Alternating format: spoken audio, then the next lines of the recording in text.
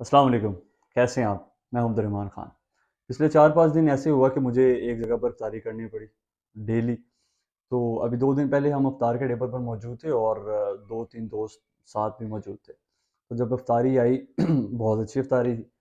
तो उनमें से एक दोस्त ने कहा कि यार जो 2 दिन पहले इफ्तारी थी ना उसमें ये ख़ामी थी, ये गलती थी, ये कुछ ज़्यादा हो गया था, ये खाना ठीक नहीं था, ये होना चाहिए था, फलाँ होना ये बेहतर हो जाता, ये ज़्यादा अच्छा हो जाता।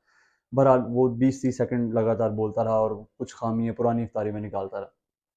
20-30 सेकंड बोलने के बाद ही टूक अ पॉज़, 2 सेकंड के लिए रुका और उसने कहा यार आई एम सॉरी, जो है उस पर अल्लाह का शुक्र है। Enjoy what we all have. अब ये इतनी ज़बरदस्त बात है कि अगर हम इसको अपने ज़हन में बिठा लें ना तो हमें खुश रहने से और हमारी मेंटल हेल्थ को बेहतर रखने से कोई कोई रोक नहीं सकता। क्योंकि ये एक ऐसी चीज़ है, कुछ लोगों की आदत होती है they just keep digging the past.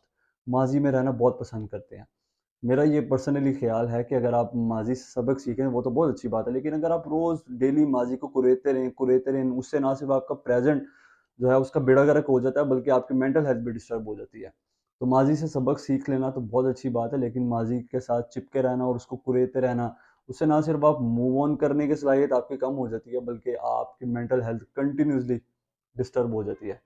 तो जो है, अगर आपने अपनी मेंटल हेल्थ को बेहतर रखना है और आप चाहते हैं कि आप खुश रहें, तो भई जो है उसमें सैटिस्फाई रहें। जो नहीं मिल सका, उसे भूल जाओ। Thank you.